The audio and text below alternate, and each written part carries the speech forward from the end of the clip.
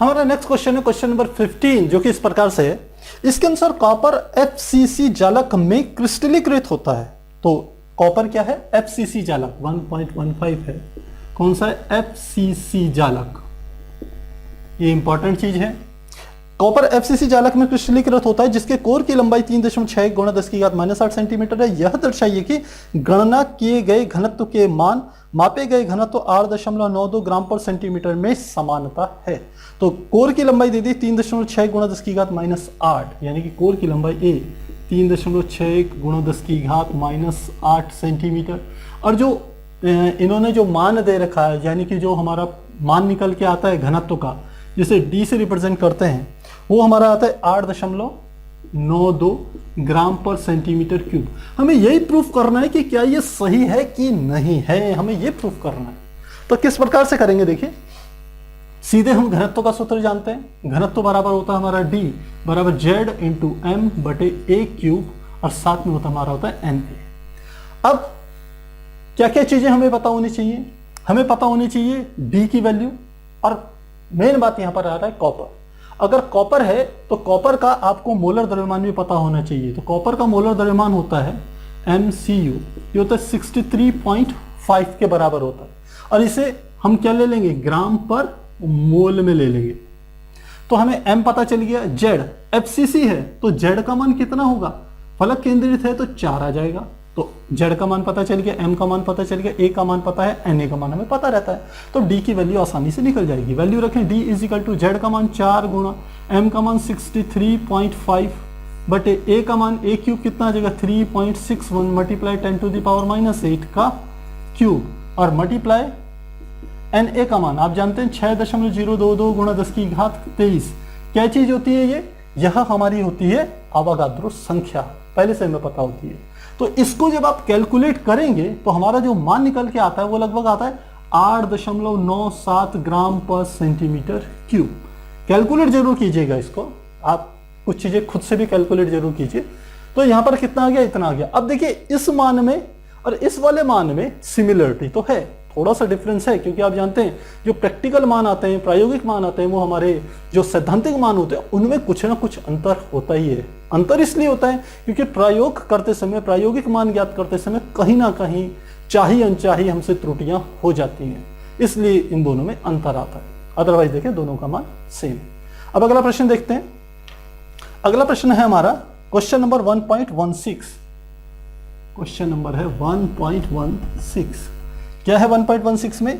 विश्लेषण द्वारा ज्ञात हुआ है कि निकेल ऑक्साइड का सूत्र Ni, और यह है 0.98011 Ni, यह है 0.98011.00। निकेल ऑक्साइड का सूत्र यह है। निकेल ऑक्साइड का कितना अंश Ni2+ और Ni3+ के रूप में विद्यमान है? यानी कि Ni के हम कह सकते हैं दो प्रकार के हमारे ये आगे आयन आगे, एक है Ni+2 और दूसरा है Ni+3। तो क्या कहा इसने कि निकेल आयनों का कितना अंश? तो हमें परसेंटेज ज्ञात करनी है कि Ni+2 का मान कितना है और Ni+3 का मान कितना है। प्यारे बच्चों, इस प्रश्न को समझिए। यदि आपने थ्योरी अच्छे से समझी होगी तो आपको ये करने में कोई परेशानी नहीं। थ्योरी में जब हमने विभिन्न प्रकार के दोष बताए थे तो लास्ट में, सबसे लास्ट जो दोष हमारा आता था वो आता था धातु न्यूनता दोष। वहां हमने एग्जाम्पल दिया था FeO। तो FeO के एग्जाम्पल में सेम यही बात हमने बताई थी। जो Fe की वैल्यू होती है वो 0.93 से लेकर के 0.96 के बीच होती है, जबकि O की वैल्यू इसी प्रकार से 1 के बराबर ही होती थी। तो वो धातु न्यूनता होती थी। तो नॉन स्टोइकियोमेट्री में वो आता था हमारा। तो इसका अर्थ समझिए, यदि हम इन दोनों के 100 ले लें, क्या ले लिए मैंने? Ni के, और हम ऑक्सीजन के 100 परमाणु ले रहे हैं। तो ऑक्सीजन के कितने परमाणु ले लिए? 100। तो निकेल के कितने परमाणु होंगे? ये होंगे 98। लेकिन ये दोनों मिलकर के न्यूट्रलाइज हो रहे हैं, यानी कि ये दोनों क्या हो रहे हैं? इनका जो कुल आवेश है वो 0 के बराबर है, यानी कि उदासीन है। इसका अर्थ है कि ऑक्सीजन जिसका -2 होती है इसकी वैलेंसी, और निकेल की अब 2 वैलेंसियां हैं, एक +2 वाली है और एक +3 वाली है, और यह मिलकर के इस ऑक्सीजन को न्यूट्रलाइज कर रही है, यानी कि उदासीन कर रही है। इसका अर्थ है निकेल के 98 परमाणु ऑक्सीजन के 100 परमाणुओं को उदासीन करते हैं। अब ये 98 परमाणुओं में से कुछ परमाणु Na+2 वाले होंगे और कुछ परमाणु Na+3 वाले होंगे, और वही हमें अंश ज्ञात करना है। प्रश्न यही है। तो अब 100 है हमारे पास, यानी कि इसका आवेश कितना हो गया, यानी कि ऑक्सीजन का आवेश बराबर कितना हो गया, -2 × 100, यानी कि कितना हो गया, -200। तो यानी कि Ni का भी जो कुल आवेश होगा वो 200 के बराबर ही होगा। तो लिखते हैं उदासीनता के लिए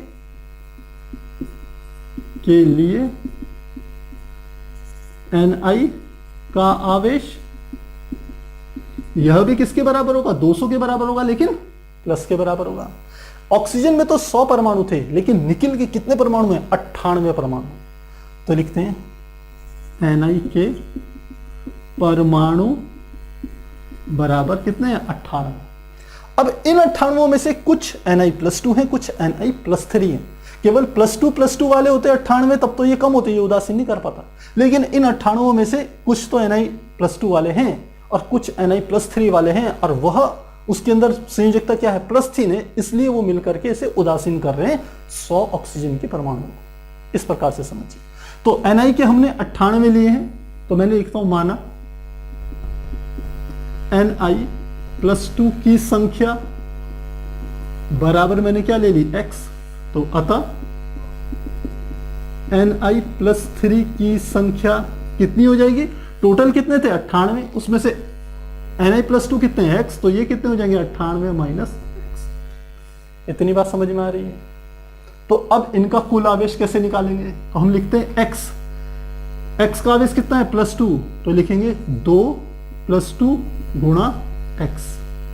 तो ये हमारे Na+2 के कारण उत्पन्न कुल आवेश हो गया, प्लस इसको ब्रैकेट में लिख दिया। Ni में कितना आवेश है, +3, तो ये आ गया +3 मल्टीप्लाई, इसके परमाणुओं की संख्या कितना है, 98 - x, तो यह भी लिख लिया। और इन दोनों का कुल आवेश किसके बराबर होना चाहिए, 200 के बराबर ही होना चाहिए, तभी तो न्यूट्रलाइज होंगे। तो बराबर कितना लिख लिया मैंने, 200। बस इसे सॉल्व करना है। तो ये क्या हो गया, 2x, इसको भी खोलते चले जाते हैं, प्लस 3 की 98 गुणा करें, 3 × 8 = 24, 3 × 9 = 27, 28 = 29, और साथ में आ गया -3x बराबर कितना आ गया, 200।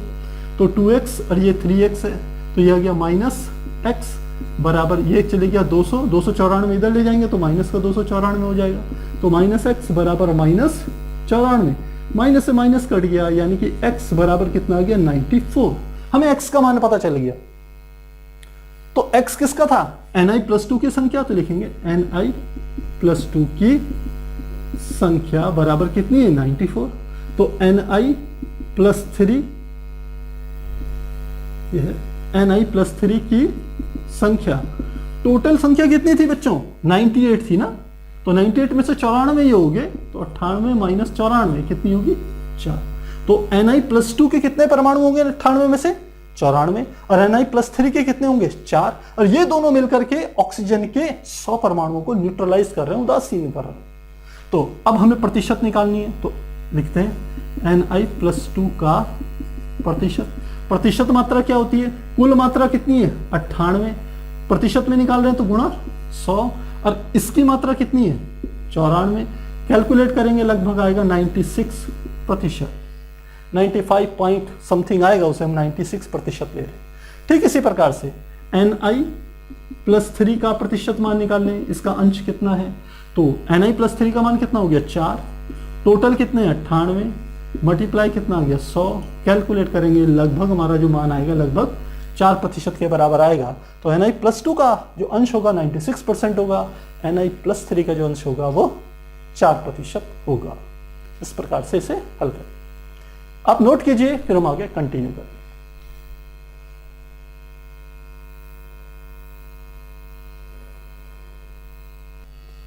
हमारा नेक्स्ट क्वेश्चन है क्वेश्चन नंबर 17, जो कि इस प्रकार से, इसके अनुसार अर्धचालक क्या होते हैं, दो मुख्य अर्धचालकों का वर्णन कीजिए और इनकी चालकता क्रियाविधि में विभेद कीजिए। तो अर्धचालक आप जानते हैं सेमीकंडक्टर्स क्या होते हैं, जिनकी चालकता चालकों और हम कह सकते हैं कुचालकों के बीच की होती है। और आप जानते हैं इसका मान कितना होता है, अर्धचालक 10⁻⁻6 से 10⁻⁴ +4, इसके बीच क्या होती है, इनकी चालकता होती है। यानी कि हम कह सकते हैं कि ये चालक और कुचालकों के बीच में आता है, इसके बीच में क्या होती है, इनकी चालकता होती है, पहली बात। और दूसरा ये क्या कर रहा है कि दो मुख्य अर्धचालकों का वर्णन कीजिए जिनकी चालकता क्रियाविधि में विभेद कीजिए। दो मुख्य अर्धचालक कौन कौन से होते हैं? एक हमारे होते हैं एन टाइप, और ये एन टाइप क्या बनते हैं, जब शुद्ध अर्धचालक मान लो सिलिकॉन ले लेते हैं और सिलिकॉन में कोई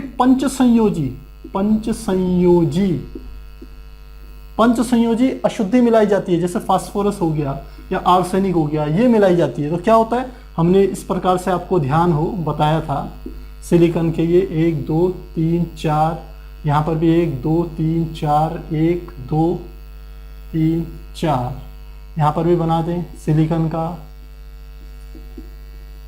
1 2 3 4, 1 2 3 4, यहाँ पर भी बना दिया 1 2 3 4, ये इस प्रकार से है। एक और बना देते हैं सिलिकॉन 1 2 3 4, यहाँ पर भी 1 2 3 4, और यहाँ पर भी बना देते हैं 1 2 3 4।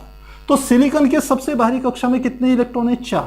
यह अपने बगल वालों से एक सहसंयोजक बंध का निर्माण कर रहा है, देखिए ऊपर की ओर भी कर लेगा, तो इस प्रकार से निर्माण करता है। जब इसमें कोई पंच संयोजी अशुद्धि मिलाई जाती है, जैसे कि मैंने यहाँ पर मिला दी फास्फोरस, तो फास्फोरस को जब मैं मिलाऊंगा तो यहाँ पर फास्फोरस आ गया, मान लेते हैं इस स्थान पर सिलिकॉन की जगह क्या आ गया, फास्फोरस। अब फास्फोरस में कितने हैं पंच संयोजी, मतलब लास्ट में कितने हैं उसके 5 इलेक्ट्रॉन है, तो एक यहाँ पर, एक ये वाला फास्फोरस का आ गया, एक यहाँ पर आ गया, एक यहाँ पर आ गया, और एक यहाँ पर आ गया।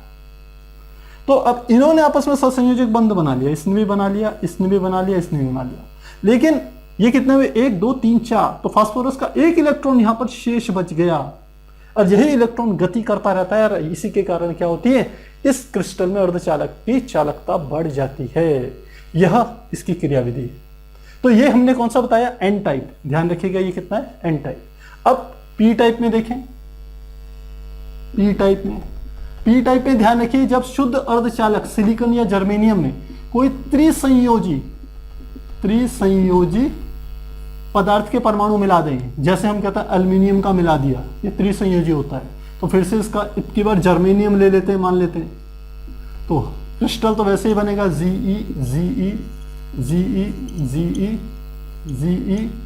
ये जर्मेनियम का हमने बना लिया।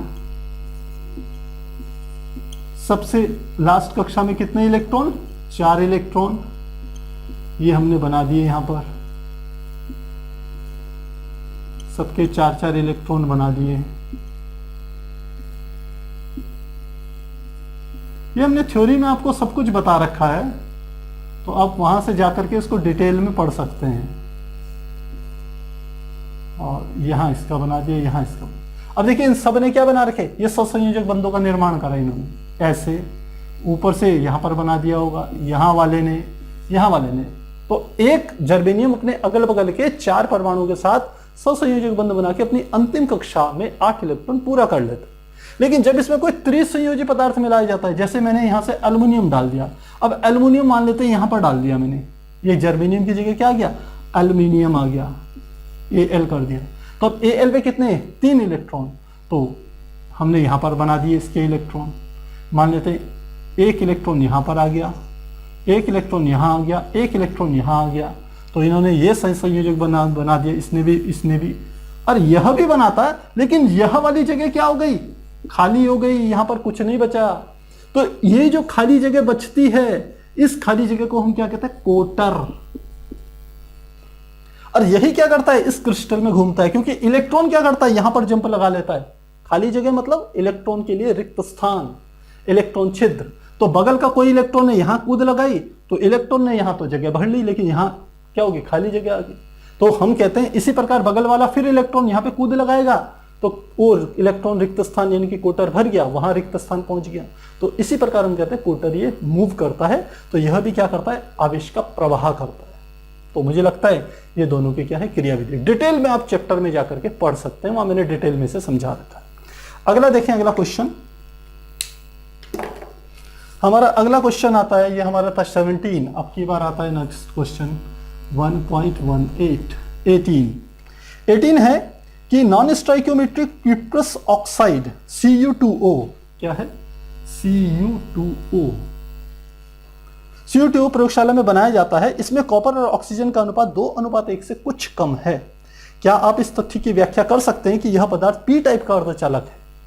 तो कैसे करेंगे? ये नॉन स्टोइकियोमेट्री की बात कर रहा है। इसका अर्थ है, देखिए सामान्य अवस्था में क्या होने चाहिए, यदि इसके ऑक्सीजन का एक परमाणु है तो इसके कितने होने चाहिए, 2 परमाणु। लेकिन ये नॉन स्टोइकियोमेट्री अनुपात है, ये ठीक इस अनुपात पे नहीं है, तो इसका हो सकता है 1.98 हो और इसका क्या हो, 1 परमाणु।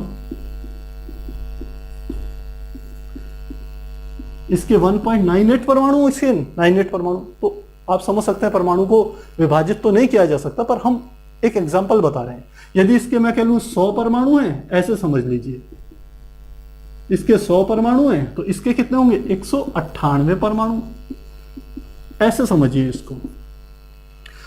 तो ये क्या है, इसके 100 परमाणु इसके 198 परमाणुओं को न्यूट्रलाइज करते हैं, उदासीन करते हैं। अब ये कैसे होंगे ये आपको समझना है। ठीक इस प्रश्न से पहले वाले प्रश्न में हमने आपको जो बात समझाई थी, ठीक वही बात यहां पर लागू हो रही है। क्या हो रहा है कि ये क्या है, कॉपर है। अब कॉपर में 2 स्थितियां होती हैं, एक होता है Cu+1+ और एक होता है Cu+2। ये 2 होते हैं। तो 198 में कुछ तो होंगे Cu+1 वाले और कुछ होंगे Cu+2 वाले। तो ये Cu+2 वाले क्या करेंगे, इसको संतुलित करेंगे। अब इसने कहा क्या ये पी टाइप क्रिस्टल की भांति काम करेगा? तो देखिए हमने आपको वहां पर बताया था अशुद्धता दोष के बारे में। अशुद्धता वो दोष में आपको ध्यान हो, हमने वहां सोडियम क्लोराइड की बात करी थी और उसको क्रोमियम से क्या करा था, डिस्प्लेस करा था। ठीक वही बात यहां पर हो रही है। यहां पर कॉपर और ऑक्सीजन के परमाणु साथ साथ हैं। मान लेते हैं ये कॉपर था, Cu+1 था, ये ऑक्सीजन का था, ये -2 था, ये फिर ये Cu+1 था, ऐसे था। फिर यहाँ पर ऑक्सीजन -2, फिर यहाँ Cu+1, यहाँ Cu कितना हमने कह दिया, ये प्लस नहीं, ऑक्सीजन आएगा क्रम से, ऑक्सीजन -2, फिर ऐसे यहाँ पर बना दिया Cu+1, यहाँ पर आ गया ऑक्सीजन -2 और Cu+1। इस प्रकार से है। अब समझिए वहां हमने आपको क्या बताई थी बात। हमने कहा था कि जो ये उच्च वो कह सकते हैं जो आयन है, जिसका आयनिक मान थोड़ा ज्यादा है, इसका +1 है, इसका +2 है, ये क्या करता है, यहाँ कॉपर्स की जगह को क्या कर लेता है, फिलअप करता है। फिलअप करेगा तो क्या करेगा, ये यहां से जंप लगाएगा यहां पर, तो इस कॉपर की जगह को ये क्या कर लेगा, कॉपर+2 ले लेगा। क्या ले लेगा, कॉपर+2 ले लेगा। लेकिन चूंकि इसको ऑक्सीजन के साथ क्या होना है, संतुलित भी करना है, तो ये अपने बगल से एक कॉपर, क्योंकि इसमें तो 2+2 है ना, Cu+2 है, अब बाकी सारे क्या है, Cu+1 वाले हैं। तो जब ये आएगा तो अपने आप जिस जगह पर आएगा वहां तो आएगा ही आएगा, लेकिन साथ में अपने बगल का एक स्थान क्या कर देगा, रिक्त कर देगा। अब देखा जाए यहां पर तो कुल मिलाकर के ये जो क्रिस्टल होगा ये उदासीन तो हो जाएगा क्यूप्रस ऑक्साइड का, या जो भी हमारे पास Cu2 हो, ये उदासीन तो हो जाएगा, लेकिन इसमें कुछ स्थान क्या रह जाएंगे, रिक्त रह जाएंगे। और ये रिक्त स्थान एक प्रकार से छिद्र हैं, खाली जगह हैं, जो कि कोटर की भांति व्यवहार करेंगे। तो इसी में क्या हो जाएगा, हम कह सकते हैं यह एक कोटर की भांति व्यवहार करेगा, यानी कि ये मूवमेंट करेगा। ये आयन क्या करेंगे, गति करेंगे एक स्थान से दूसरे स्थान तक। तो जो ये बात कह रहा है कि क्या ये पी टाइप सेमीकंडक्टर की भांति व्यवहार करेगा, हम कहेंगे जरूर करेगा, क्योंकि यहाँ पर कॉपर प्लस के कुछ स्थान खाली हो जाएंगे। यदि Cu+2 आ गया तो जिस स्थान पर वो आएगा वहां तो आएगा ही आएगा, लेकिन उसके बगल का एक Cu+1 वाला क्या कर देगा, वो खाली कर देगा, जिससे ये टोटल क्या हो जाए, न्यूट्रलाइज हो जाएंगे। इस प्रकार से इसे समझेंगे। बाकी इतना ही क्रिस्टल नहीं है, ये काफी ज्यादा है। ये तो हमने इसका एक थोड़ा छोटा सा पार्ट बना करके आपको समझाया है। अदरवाइज होगा क्या कि Cu के यहाँ पर 2 Cu आएंगे, Cu और ऑक्सीजन का एक ही आएगा। इस प्रकार से क्रिस्टल का निर्माण होगा। तो मुझे लगता है ये बात आपको समझ में आ गई होगी। अब अगला हम देखें, अगला प्रश्न हमारे पास आता है,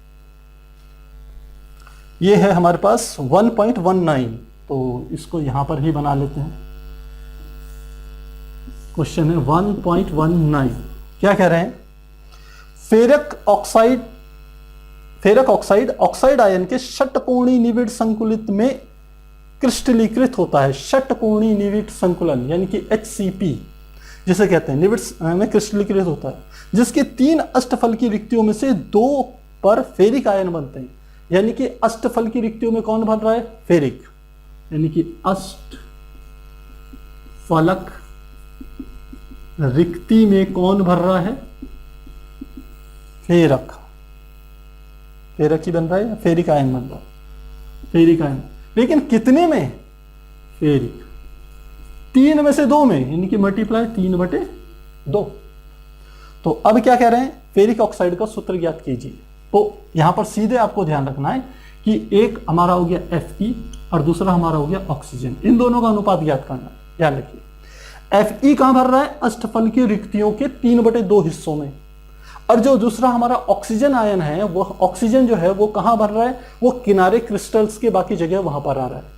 और हम कह सकते हैं यदि इसमें अणुओं की संख्या यदि n है तो अष्टफल की रिक्तियों की संख्या अणुओं की संख्या के बराबर होती है। मेरी बात पे ध्यान दीजिए कि किसी भी क्रिस्टल में अष्टफल की रिक्तियों की संख्या उस क्रिस्टल में परमाणुओं की संख्या के बराबर होती है। तो यदि परमाणुओं की संख्या n है तो अष्टफल की रिक्तियों की संख्या भी क्या होगी? n ही होगी।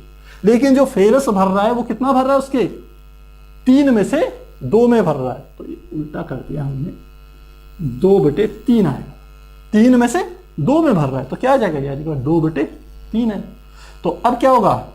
सूत्र निकालना है, n से n काट दीजिए। ये 2/3 है तो क्या कर लेंगे? ये हो गया 2/3 अनुपात 1। यहां पर भी ऊपर भी क्या कर लीजिए?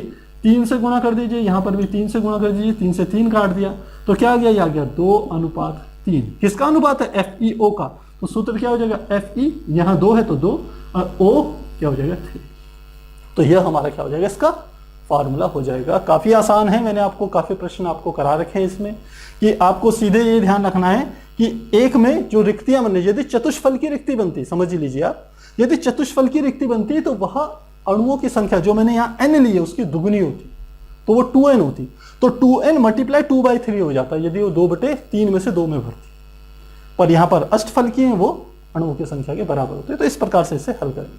आप एक बार इसे नोट कीजिए, फिर हम आगे कंटिन्यू करें।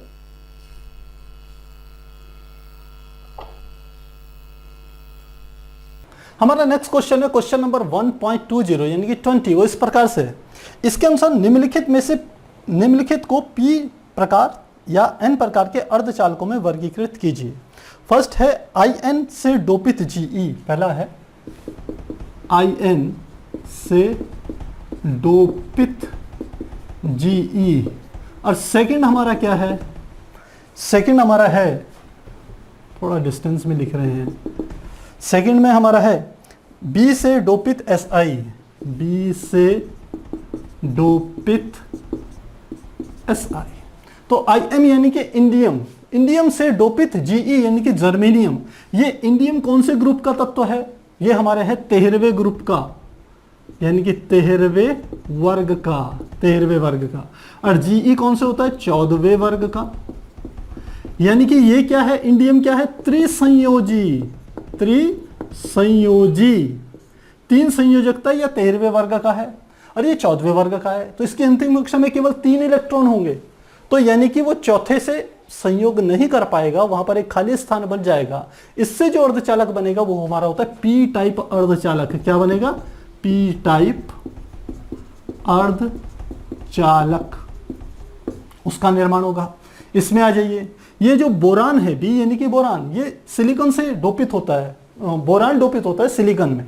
तो बोरान फिर से क्या है? 13वें वर्ग का, यानी कि ये फिर से क्या है? त्रिसंयोजी। और ये हमारा क्या है? चतुर्संयोजी, 4 संयोजकता वाला है। ये 14वें वर्ग का है, 14वें वर्ग का है। तो फिर से वही बात आएगी, जब इसके 3 इलेक्ट्रॉन इसके बगल के 3 इलेक्ट्रॉनों के साथ तो सहसंयोजक बंध बना देंगे, चौथा वाला क्या हो जाएगा? रिक्त हो जाएगा। इसका मतलब है यहां पर भी कौन सा बनेगा? पी टाइप अर्धचालक। यदि 15वें वर्ग के साथ ये संयोग करता, यानी कि आर्सेनिक हो गया, फास्फोरस हो गया, तब एन टाइप के अर्धचालकों का निर्माण होता। तो थ्योरी में डिटेल में बताया, वहां देख सकते हैं ज्यादा डिटेल में। अगला है क्वेश्चन नंबर 1.21। 1.21 क्या कह रहा है कि सोना जिसकी परमाणु त्रिज्या दे दी 0.144 nm, यानी कि परमाणु त्रिज्या r दे दी 0.144 nm मतलब नैनोमीटर, ये दे दी है, फलक केंद्रित एकक कोष्ठिका में क्रिस्टलीकृत होती है, इसकी कोष्ठिका के कोर की लंबाई बताइए। तो किससे बनता है ये? FCC का निर्माण करता है, और हमें क्या ज्ञात करना है? ए का मान ज्ञात करना है। तो देखिए, इसको ज्ञात करने के लिए आपको कुछ बेसिक बात जरूर पता होनी चाहिए। जो FCC कोष्ठिका होती है वो इस प्रकार से होती है, कई बार बना दी है हमने, अब तो आपको अच्छे से ये याद हो गई होगी यदि आप लगातार पढ़ रहे होंगे। FCC कोष्ठिका में क्या होता है? हमने कहा किनारों पर तो होते ही हैं अवयवी कण, ये हमने उनके केंद्र बना रहे हैं, ध्यान रखिएगा, और फेस पे भी होते हैं, यहां पर फेस यानी कि फलकों पर, पृष्ठों पर, पीछे वाले फेस का केंद्र ये, आगे वाले फेस का केंद्र ये। अब इसमें हम R तथा A में रिलेशन निकालते हैं। देखिए A क्या चीज है? यहां से लेके यहां तक की भुजा की लंबाई A, ये भुजा भी A, ये भुजा भी A, और यहां पर हम देखें तो ये इस प्रकार से बनाता है, ये फलक पे ये गोला है, और यहां पर भी ये इस प्रकार से है, और यहां पर भी ये इस प्रकार से है। तो ये वाली लंबाई होती है हमारी ये, और ये किसके बराबर होती है? यहां से लेके यहां तक की ये R, फिर यहां से लेके यहां तक की भी R, यहां से लेके यहां तक की भी R, और यहां से यहां तक की भी कितनी होती है? R के बराबर। तो टोटल लंबाई कितनी होती है? 4R बराबर। ये किसके बराबर होगी? A के रूप में कहें तो ये हमारा वर्ग का विकर्ण हो गया,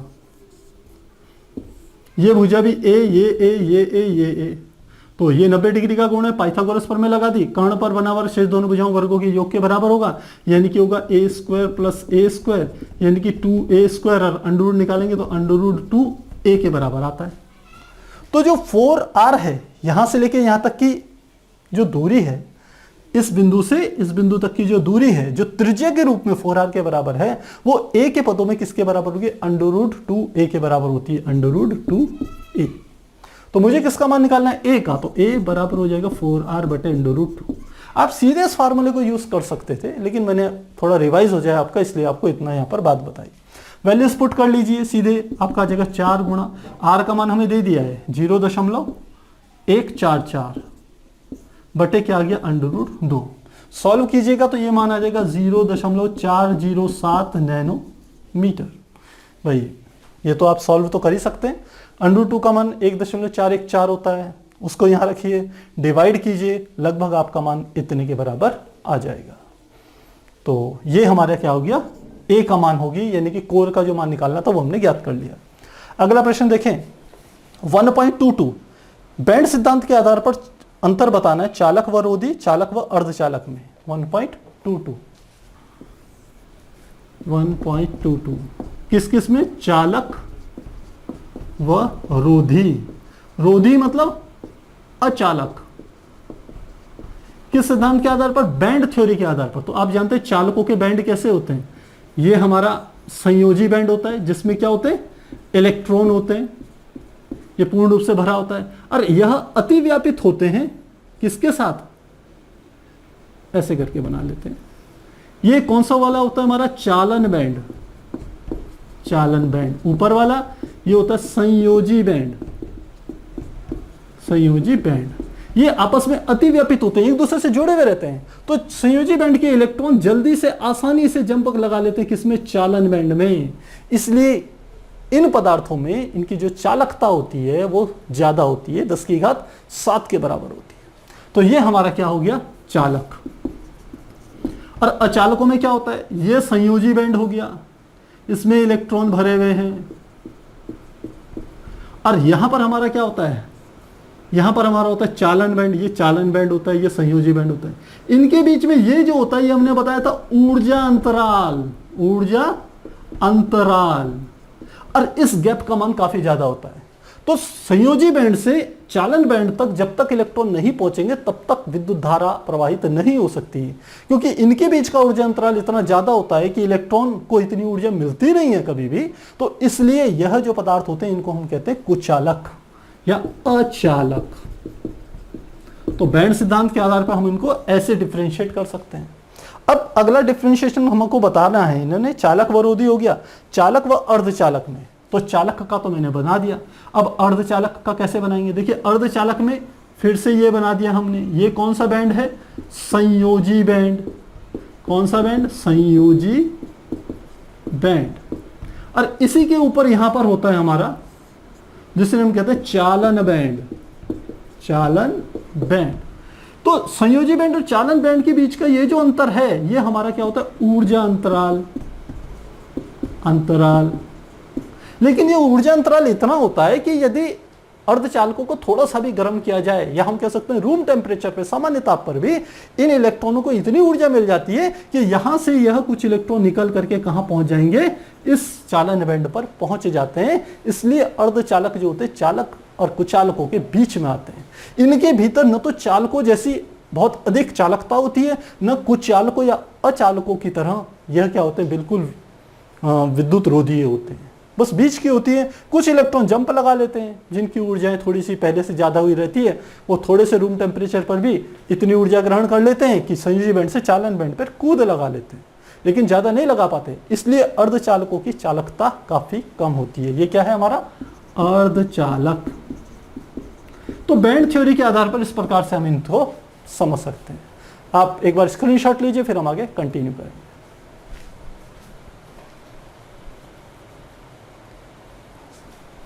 हमारा नेक्स्ट क्वेश्चन है क्वेश्चन नंबर 23, जो कि इस प्रकार से है। यह है 1.23। क्या कहते हैं ये? इसके अनुसार शॉर्टकी दोष, फ्रेंकेल दोष तथा अंतराकाशी और एफ केंद्र, इनको परिभाषित करना है। सबसे पहले आता है शॉर्टकी दोष।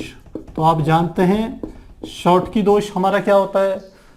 जो शॉर्टकी दोष जो होता है, इसमें कोई हमारे पास ये क्रिस्टल होते हैं जिसमें कि हमारे पास धनायन, ऋणायन, धनायन, ऋणायन जो होते हैं। इस प्रकार से मैं इन्हें बना रहा हूं, ये धन, ये ऋण, ये धन, ये ऋण, ये इस प्रकार से क्रिस्टल में। तो इसमें क्या होता है कि कुछ यहाँ के जो तत्व होते हैं, यानी कि धन आयन या ऋण आयन, ये निकल जाते हैं। जितने धन आयन निकलते हैं उतने ही ऋण आयन निकलते हैं इसमें। तो यदि यहां से एक ऋण आयन गायब हो गया, वो बाहर चले गया, तो यहां से क्या होगा? एक धन आयन भी बाहर चले जाएगा। जब इस प्रकार का दोष होता है तो इसे कहते हैं शॉर्टकी दोष। दूसरा हम कहते हैं फ्रेंकल दोष। दूसरा हमारा होता है फ्रेंकल दोष। फ्रेंकल दोष क्या होता है?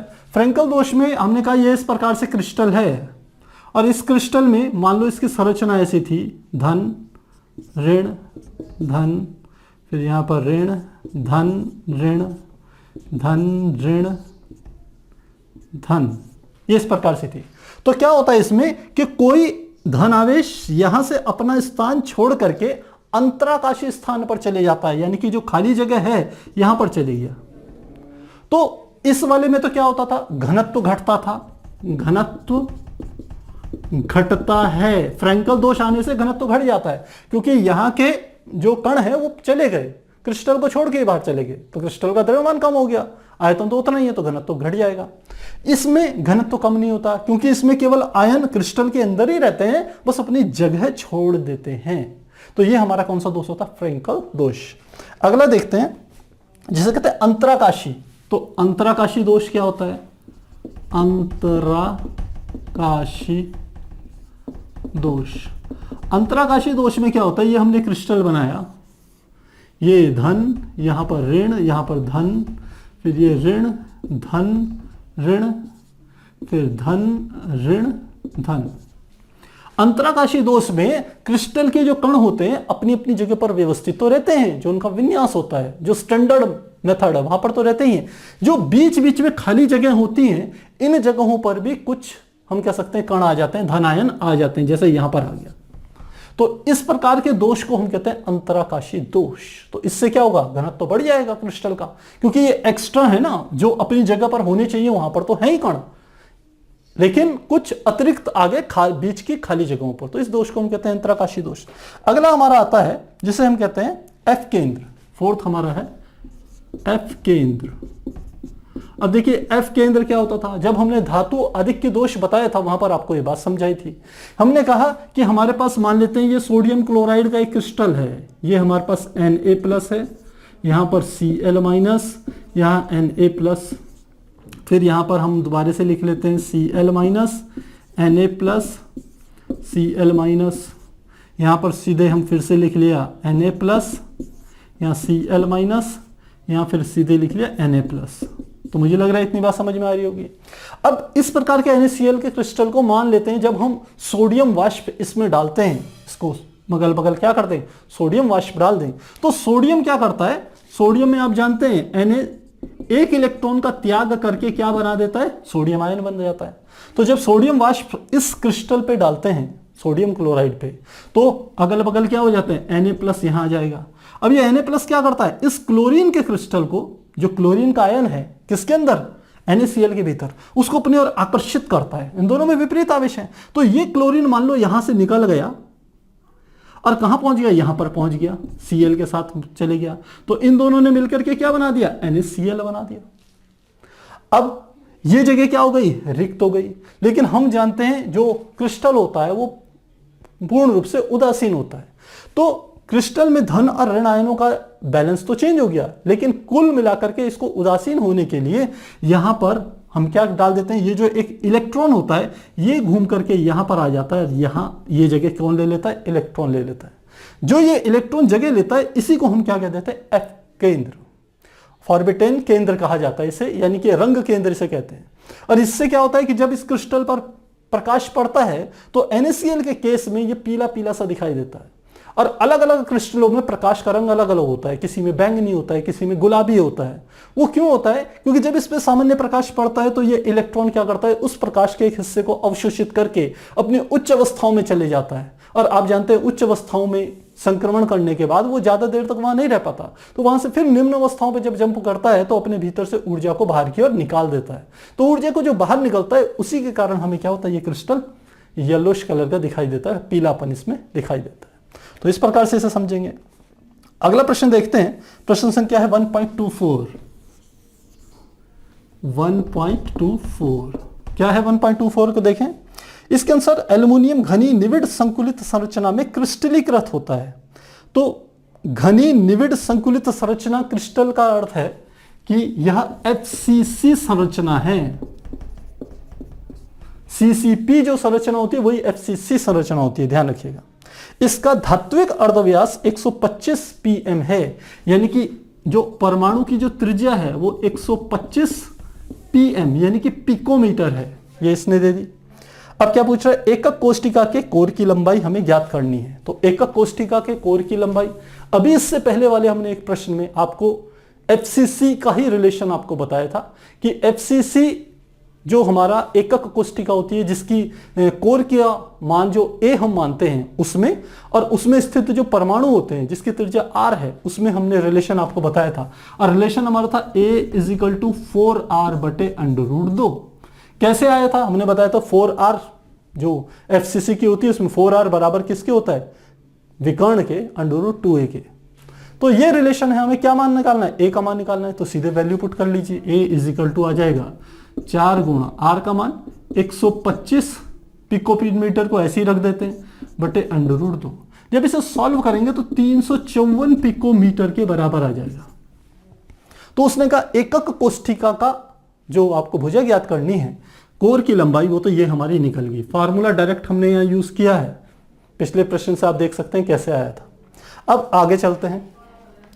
आगे क्या कहते हैं ये कि 1.0 सेंटीमीटर क्यूब एल्युमिनियम में कितनी एकक कोष्ठिकाएं आएंगी। तो 1.0 सेंटीमीटर क्यूब में एकक कोष्ठिकाओं की संख्या निकालने के लिए हम क्या करते हैं, पहले एक एकक कोष्ठिका का आयतन निकाल लेते हैं।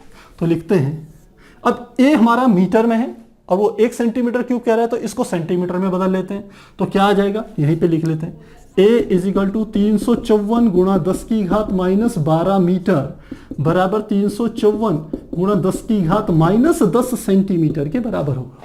ये इसको हमने ऐसे चेंज कर लिया। अब हमें क्या ज्ञात करना है, एकक कोष्ठिका का आयतन। तो लिखेंगे एकक कोष्ठिका का आयतन क्योंकि है तो वो घन ही, तो आयतन बराबर क्या होगा, a क्यूब क्या होगा, यानी कि a का मान कितना है 354 गुणा 10 की घात माइनस 10, इसका कर दिया क्यूब। तो वैल्यूज हमारी जो निकल के आएगी कैलकुलेट कीजिएगा, 4.43 गुणा 10 की घात माइनस 23 और क्या आ जाएगी सेंटीमीटर क्यूब आ जाएगी। तो एक कोष्ठिका का आयतन इतना आ गया। एक कोष्ठिका का आयतन कितना है 4.43 सेंटीमीटर 10 की घात माइनस 23 सेंटीमीटर क्यूब है। तो 1 सेंटीमीटर में कितनी एक कोष्ठिकाएं होंगी, इसको इसके नीचे ले जा लेंगे तो लिखेंगे एक, सीधे ये एकक मेथड है ना, एक कोष्ठिका का आयतन इतना निकल गया। तो 1 सेंटीमीटर में कितना हो जाएगा, तो लिखेंगे 1 सेंटीमीटर में एकक कोष्ठिकाओं की संख्या। ये एकक कोष्ठिका थी तो यह जगह 1 बटे इसको इसके नीचे ले जा लेंगे 4.43 गुणा 10 की घात माइनस 23। जब इसे सॉल्व करोगे आप तो इसका मान आ जाएगा 2.26 और साथ में हमारा यहां निकल के आ जाएगा 2.26 गुणा 10 की घात 23 के बराबर हमारा आ जाएगा मान। तो इस प्रकार से हम क्या करेंगे, इसे हल करेंगे। थोड़ा कैलकुलेशन आप देख लीजिएगा, कैलकुलेशन में थोड़ा सा डिफरेंस आएगा, जब 4 से करेंगे तो डेसिमल में आएगा। बस आप इसको कैलकुलेट कर लीजिएगा, इसको कैलकुलेट करके देखिएगा, जो भी आपका मान आ जाएगा वही हमारा क्या हो जाएगा 1 सेंटीमीटर क्यूब में एकक कोष्ठिकाओं की संख्या आ जाएगी। तो इस प्रकार से क्या करेंगे, इसे हल करेंगे। अब नोट कीजिए, फिर हम आगे कैलकुलेट करेंगे।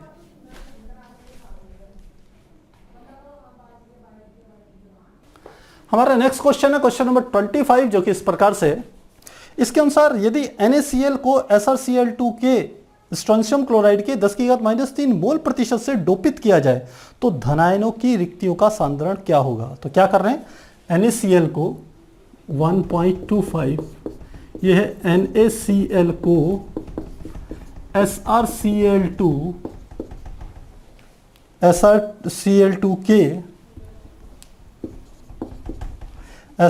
के 10 की घात माइनस 3 मोल प्रतिशत, 10 की घात माइनस 3 मोल प्रतिशत से क्या कर रहे हैं, डोपित कर रहे हैं। तो धनात्मक रिक्तियों की संख्या आपको ज्ञात करनी है। कैसे करेंगे, देखिए ये होता क्या है, इसमें पहले ये समझ लीजिए। जब हमने आपको थ्योरी समझाई थी तो वहां पर आपको बताया था धातु अशुद्धता दोष बताया था। धातु अशुद्धता दोष में हमने कहा था ये सोडियम क्लोराइड है, इस सोडियम क्लोराइड में ये सोडियम के आयन है, ये क्लोरीन का आयन है, ये सोडियम का आयन है। ये इस प्रकार से हमने बना दिया, यहाँ पर ये Cl आ गया, ये Na आ गया, ये Cl आ गया, ये फिर यहाँ पर ये Cl था तो यहाँ Na, यहाँ Cl, यहाँ Na। इसको समझिए, ये क्रिस्टल है। अब जब सोडियम क्लोराइड के क्रिस्टल को मिक्स कर देते हैं स्ट्रोंशियम क्लोराइड से, SrCl2 से मिक्स करते हैं, तो होता क्या है कि सोडियम में तो एक आयन होता है, यानी कि Na में तो क्या होता है +1 आयन, और Cr के जो होते हैं, जो स्ट्रोंशियम के होते हैं Sr के, इसके क्या होते हैं +2 आयन होते हैं। जब NaCl को स्ट्रोंशियम क्लोराइड से मिक्स करते हैं तो इसके कुछ अणु इसमें क्या कर जाते हैं, प्रवेश कर जाते हैं। तो क्लोरीन प्रवेश करेगा तो कोई फर्क नहीं पड़ेगा, क्लोरीन की जगह क्लोरीन ले लेगा। लेकिन होता क्या है, जब स्ट्रोंशियम सोडियम के किसी एक आयन को विस्थापित करता है, देखिए यहां विस्थापित हो रहा है प्यारे बच्चों, अब ये देखिए ये स्ट्रोंशियम ने इसको विस्थापित कर दिया, ये Sr बन गया। अब इसके क्या है 2, अगर ये सोडियम के एक आयन को ही विस्थापित करे तो यहां की स्टोइकियोमेट्री गड़बड़ा जाएगी, यानी कि धनायनों की संख्या ज्यादा ऋणायनों की कम हो जाएगी। तो ऐसा नहीं होना चाहिए। तो इसको करने के लिए क्या कर देता है, ये स्ट्रोंशियम Na का जिस आयन को हटा करके उसका स्थान ग्रहण करता है, उस स्थान को तो ग्रहण करता ही है, उसके बगल के एक सोडियम आयन को भी विस्थापित कर देता है और वह स्थान क्या हो जाती है, रिक्ति हो जाती है। रिक्ति मतलब रिक्त स्थान बन जाता है, इसलिए इसको कह रहे हैं डोपिंग कर दी गई हमने। अब ये क्या हो गया, एक प्रकार से यहां पर होल का निर्माण हो गया, यानी कि धन आयन की खाली जगह हमारे को यहां पर बच गई है। तो ये व्यवस्था होती है। तो जितने स्ट्रोंशियम के जितने आयन इसके अंदर जाएंगे उतने ही धनात्मक आयन यहां पर उत्पन्न होंगे। तो इतनी बात आपको समझ में आ गई। अब स्ट्रोंशियम के यदि हम परमाणुओं की संख्या ज्ञात कर लें तो वही हमारे क्या होगी, धनायनों की संख्या हो जाएगी। कैसे ज्ञात करेंगे, इस शब्द का अर्थ समझिए। इस शब्द का अर्थ होता है NaCl के Sr2 के 10 की घात SR2 NaCl को SR2 के 10⁻³ मोल प्रतिशत में मिक्स किया जाता है, इसका अर्थ है 100 NaCl में SrCl2 की मात्रा बराबर कितनी होगी? 10⁻³ होगी। तो इसका मतलब हम कह सकते हैं कि SrCl2 की डोपिंग मात्रा बराबर कितनी होगी? 10⁻³ कितने थे? 100 इसके नीचे चले गए, तो टोटल कितने आ गए? 10⁻⁵ इतनी डोपिंग मात्रा हमारी आ गई। अब इतने में कितने परमाणु होंगे यह ज्ञात करने, क्योंकि ये तो हमारे किस में आए? मोल में आ गई ना ये वाला मान। तो अब लिखेंगे अतः परमाणुओं की संख्या कितनी हो जाएगी? 10⁻⁵ आ रहा हूं। एक मोल में कितने होते हैं? 6.022 गुणा 10⁻23। तो मल्टीप्लाई करेंगे, ये तो ऐसे ही रहेगा 6.022 और 10⁻23 में से 5 गया, 10 कितने हो जाएंगे? 18। तो इतने हो जाएंगे परमाणुओं की संख्या। इतने परमाणु किसके आ रहे हैं? स्ट्रोंशियम के आ रहे हैं या स्ट्रोंशियम क्लोराइड के आ रहे हैं, ऐसा कह सकते हैं। और यदि इतने स्ट्रोंशियम क्लोराइड के परमाणु हैं तो ये धन आयनों की संख्या भी इतनी होगी। धन आयनों की संख्या बराबर इतनी होगी 6.022 गुणा 10⁻18। तो इस प्रकार से इसे हल करेंगे। तो मुझे लगता है ये चीज आपको समझ में आ गई होगी। अब हम चलते हैं अपने अगले प्रश्न में, जो इस एक्सरसाइज का लास्ट प्रश्न है। क्वेश्चन नंबर है 26 और पूरा थ्योरेटिकल का प्रश्न है 1.26। क्या कह रहा है कि निम्नलिखित को उचित उदाहरण से समझाइए। सबसे पहले है लौह चुंबकत्व। फर्स्ट क्या होता है? लौह चुंबकत्व। आप जानते हैं लौह चुंबकत्व क्या होते हैं? वो पदार्थ होते हैं हमारे कोबाल्ट, निकिल, आयरन, ये हमारे क्या होते हैं? ये लौह चुंबकीय पदार्थ होते हैं। और लौह चुंबकीय पदार्थ कौन से होते हैं? कि ऐसे पदार्थ जिनके आयन आपस में मिलकर के समूह का निर्माण कर देते हैं। क्योंकि ये सब धातुएं हैं ना, तो धातुएं क्या होती है? अपने भीतर से इलेक्ट्रॉन को निकाल करके धन आयन बन जाती हैं। और ये इसके अंदर क्या हो रहा है लौह चुंबकीय पदार्थों में कि ये धन आयन मिलकर के एक समूह का निर्माण करते हैं। और वह समूह क्या होता है? उसे कहते हैं हम, जिसको डोमेन कहा जाता है। हमने आपको थ्योरी में बताया था, उसे डोमेन कहते हैं। और हर डोमेनों का अपना एक समूह का एक चुंबकीय आघूर्ण अलग अलग होता है। तो यदि कोई बाह्य चुंबकीय क्षेत्र न लगाया जाए तो परिणामी चुंबकीय क्षेत्र क्या हो जाता है? शून्य हो जाता है। लेकिन जैसे ही बाह्य चुंबकीय क्षेत्र लगाएंगे ये सब एक दिशा में चले जाते हैं और इसके कारण क्या हो जाते हैं? एक स्थायी चुंबक का निर्माण होता है। यानी कि बाह्य चुंबकीय क्षेत्र हटा भी दीजिए तो भी क्या होते हैं? ये वो चुंबक बन जाते हैं। तो लौह चुंबकीय पदार्थ क्या होते हैं? स्थायी चुंबक ये बनते हैं। तो थ्योरी में डिटेल में बताया है आपको। अगला है अनुचुंबकत्व। सेकंड में है अनुचुंबकत्व। अनुचुंबकीय पदार्थ कौन कौन से होते हैं? जैसे हमने कहा था कॉपर, आयरन, ऑक्सीजन, ये हमारे क्या होते हैं? अनुचुंबकीय पदार्थ। इनकी खास बात क्या होती है कि यह अयुग्मित इलेक्ट्रॉनों से बनते हैं। एक या एक से अधिक अयुग्मित इलेक्ट्रॉनों के कारण बनते हैं, इनका निर्माण होता है। दूसरी बात, चुंबकीय क्षेत्र में रखने पर चुंबकीय क्षेत्र की दिशा में हल्के से चुंबकित हो जाते हैं। क्या कहा हमने? चुंबकीय क्षेत्र की दिशा में हल्के चुंबकित हो जाते हैं। ये इनके गुण हैं। तीसरे नंबर पे आए तो हमारा तीसरा आता है जिसे हम कहते हैं फेरी चुंबकत्व। फेरी चुंबकत्व। इसका यदि एग्जांपल लें तो इसका एग्जांपल होता है Fe3O4 मैग्नेटाइट, ये इसका एग्जांपल है। और फेरी चुंबकत्व भी क्या होता है? लौह चुंबकीय के समान होता है। उसमें भी डोमेन बनते हैं, लेकिन इसमें जो डोमेन होते हैं वह एक दूसरे के विपरीत तो होते हैं लेकिन एग्जैक्ट विपरीत नहीं होते। आपको ध्यान हो, हमने उसको इस प्रकार से बताया था। हमने कहा ये ऐसे, फिर ये ऐसे, फिर ऐसे, फिर ये ऐसे, फिर यहां पर ऐसे। तो क्या होता है? इससे ये कट गया, इस वाले से ये वाला कट गया, तो ये वाला बच गया। तो इनका कुछ ना कुछ चुंबकत्व तो शेष रह जाता है और इन्हीं को हम कहते हैं फेरी चुंबकत्व। अगला हमारा आता है प्रति लौह चुंबकत्व। अगला हमारा है चौथा प्रति लौह चुंबकत्व, प्रतिलोह चुंबकत्व। तो प्रतिलोह चुंबकत्व में हमारा क्या आता है कि हमने कहा था यही वाला हमारा क्या होता है, लौह चुंबकीय पदार्थ होते हैं, लेकिन इनके जो डोमेन होते हैं बिल्कुल एक दूसरे के क्या होते हैं, विपरीत होते हैं। जैसे इसमें तो शेष बच गया, इसमें शेष नहीं बचते। ये इस प्रकार से होते हैं, ये ऊपर, दूसरा नीचे, इसमें फिर ऊपर, इसमें नीचे, फिर इसमें ऊपर, इसमें नीचे। तो ये सब एक दूसरे से क्या कर जाते हैं, कट जाते हैं। तो ये हमारे क्या होते हैं, प्रतिलोह चुंबकीय पदार्थ। एग्जाम्पल में क्या है, MnO इसका क्या है, एग्जाम्पल है। तो इस प्रकार से अगला होते हैं 12, 16 और 13, 15 वर्गों के यौगिक। तो हमने ये बात भी आपको समझाई थी। हमने कहा था कि अर्धचालकों का तो प्रयोग होता ही है, उसके अलावा हम 12वें और 14वें, जैसे कि इन्होंने कहा है 12 और 16, 12 और 16 और 13 और 15 को भी मिला करके अर्धचुंबकों के गुणों वाले मिश्र धातुओं का निर्माण कर देते हैं। और कौन कौन से आपको ध्यान थे, तो हमने बताए थे, ये कहाँ पर बताए, यहीं पर बता देते हैं कौन कौन से उसके एग्जाम्पल थे। GaAs और जिंक सल्फाइड, ये हमने आपको वहाँ पर एग्जाम्पल दिए थे। तो थ्योरी में जाकर के डिटेल में पढ़िएगा, काफ़ी डिटेल में मैंने वहाँ समझा रखा है, थ्योरेटिकल पोर्शन भी।